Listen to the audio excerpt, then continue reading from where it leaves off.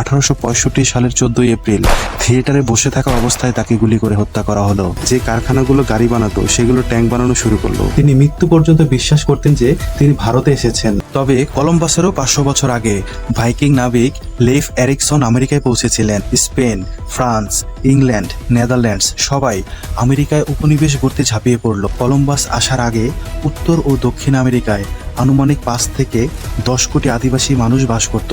আদিবাসীকে তাদের মাতৃভূমি থেকে 1000 মাইল দূরে জোর করে সরিয়ে নিয়ে যাওয়া হলো। এই যাত্রায় আনুমানিক 15,000 আদিবাসী মারা গিয়েছিল ক্ষুধা, রোগ আর ক্লান্তিতে। প্রথমবারের মতো আফ্রিকান দাসদের আমেরিকায় আনা হয়, অর্থাৎ আমেরিকার জন্মের সাথেই জড়িয়ে আছে দাসপ্রথার অন্ধকার ইতিহাস। চায়ের উপর পর্যন্ত ট্যাক্স, কিন্তু আমেরিকার মানুষরা বলল নো ট্যাক্সেশন উইদাউট রিপ্রেজেন্টেশন। 1776 সালের 4 জুলাই ইতিহাসের সবচেয়ে সাহসী সিদ্ধান্তগুলোর একটি নেওয়া হলো। 1883 সালে ব্রিটেন আমেরিকার স্বাধীনতা স্বীকার করে নিল। জন্ম হলো একটি নতুন দেশের। আমেরিকার মানচিত্রের দিকে তাকিয়ে দেখুন, আটলান্টিক থেকে প্যাসিফিক, এত বিশাল একটি দেশ। সব মিলিয়ে রাতারাতি পৃথিবী এক মেরু হয়ে গেল। আমেরিকা হয়ে গেল পৃথিবীর একমাত্র সুপার পাওয়ার। আমেরিকা সম্পর্কে আমরা অনেকেই জানি, যা বর্তমান পৃথিবীর একমাত্র সুপার পাওয়ার।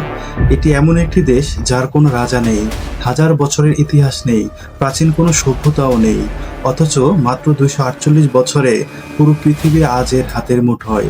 একটি বিদ্রোহী উপনিবেশ থেকে পরিণত হয়েছে পৃথিবীর সবচেয়ে শক্তিধর দেশে। যে দেশটি একসময় ব্রিটেনের একটি উপনিবেশ ছিল মাত্র, অথচ আজ পৃথিবীর একমাত্র সুপার পাওয়ার। কিন্তু এটি কিভাবে সম্ভব হলো? এর পেছনে কি শুধুই ভাগ্য, নাকি গোপন কিছু লুকিয়ে আছে যা আমাদের সম্পূর্ণ অজানা? আমি মোহাম্মদ সুমন সরকার আছি আপনাদের সাথে। আজ জানবো আমেরিকা গড়ে ওঠার ইতিহাস।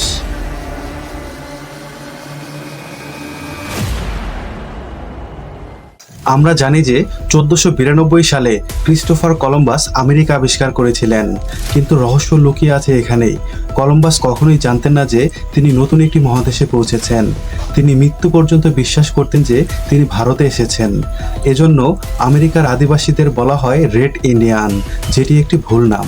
এছাড়াও আমেরিকার নামটি কলম্বাসের নামে নয়, বরং আরেক ইতালিয়ান নাবিক আমেরিগো ভেসপুচির নামে করা হয়, কারণ তিনিই প্রথম বুঝেছিলেন যে এটি ভারত নয়, সম্পূর্ণ নতুন একটি মহাদেশ। তবে কলম্বাসেরও 500 বছর আগে ভাইকিং নাবিক লেইফ এরিকসন আমেরিকায় পৌঁছেছিলেন। বর্তমান কানাডার নিউ ফাউন্ডল্যান্ডে তাদের বসতির প্রমাণ পাওয়া গেছে। আর আমেরিকার আসল ইতিহাসটা শুরু হয় ঠিক এর পর থেকেই। কলম্বাসের পর ইউরোপের বিভিন্ন দেশ, স্পেন, ফ্রান্স, ইংল্যান্ড, নেদারল্যান্ডস সবাই আমেরিকায় উপনিবেশ গড়তে ঝাঁপিয়ে পড়ল। এটা ছিল এক ভয়ঙ্কর প্রতিযোগিতা, আর এই প্রতিযোগিতায় সবচেয়ে বেশি মূল্য দিতে হয়েছিল আমেরিকার আদিবাসীদের। কলম্বাস আসার আগে উত্তর ও দক্ষিণ আমেরিকায় আনুমানিক 5 থেকে 10 কোটি আদিবাসী মানুষ বাস করত, কিন্তু ইউরোপীয়দের আনা বিভিন্ন ধরনের রোগ, বিশেষ করে গুটি বসন্ত, হাম, ইনফ্লুয়েঞ্জা এবং গণহত্যার ফলে মাত্র 150 বছরের মধ্যে তাদের জনসংখ্যা 90% পর্যন্ত কমে গিয়েছিল। এটা ছিল মানব ইতিহাসের সবচেয়ে বড় জনসংখ্যা বিপর্যয়গুলোর একটি।